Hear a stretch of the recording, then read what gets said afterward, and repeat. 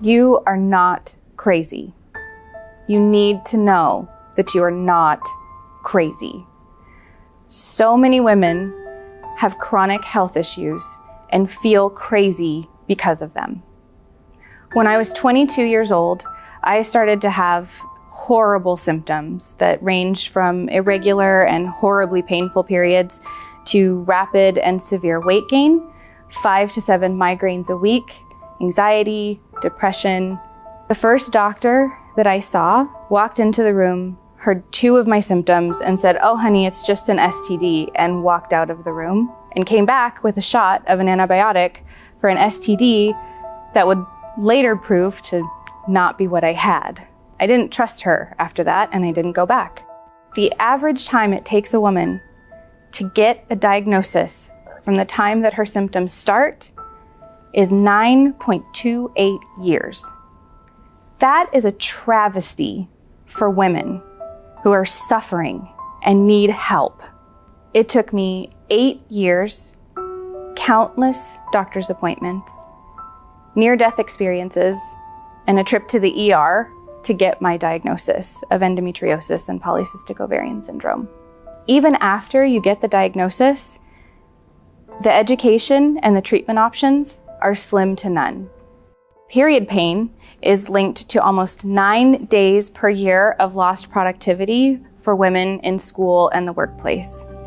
I almost lost my job because I had lost so much work due to not being able to leave my house long enough to get to my office. Try selling real estate when you're bleeding constantly. The anxiety and the stress that caused only made my symptoms worse.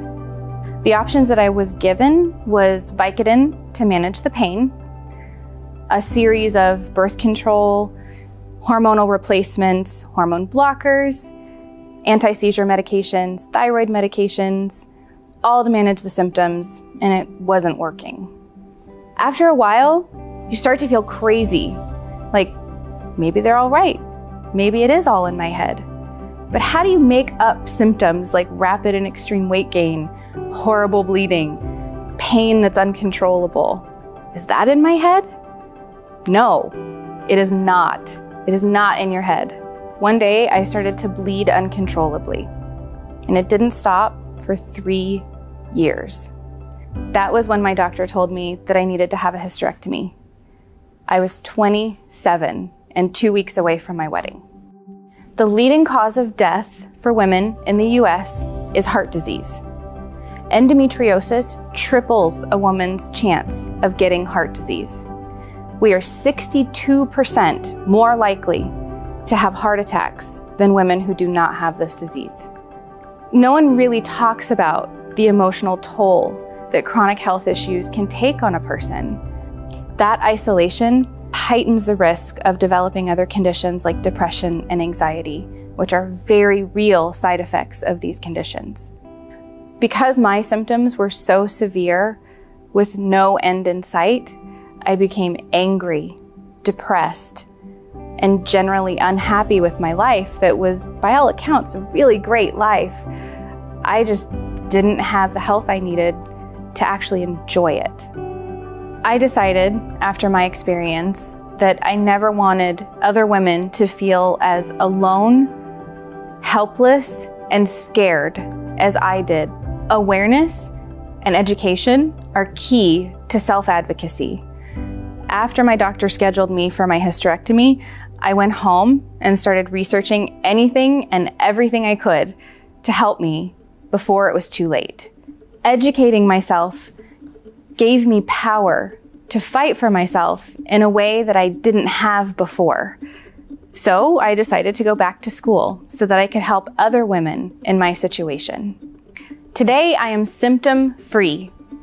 I did that with a series of lifestyle changes, a tailored supplement plan that fits my body chemistry and needs, and I am off all of my medications. Do you know what that means for me? Do you know how that feels? To be able to go on a vacation with my husband and not have to worry if I'm gonna feel good enough to actually enjoy it, or just getting a good night's sleep. That was huge. I just sleep through the night. People don't understand how glorious that is until you don't have it. Now I get to work with women every day as a natural health practitioner to help them find the answers that they need to live their best lives. I believe that everyone has the right to be heard, truly heard. And they need to know that they are not just the sum of their symptoms. There is hope.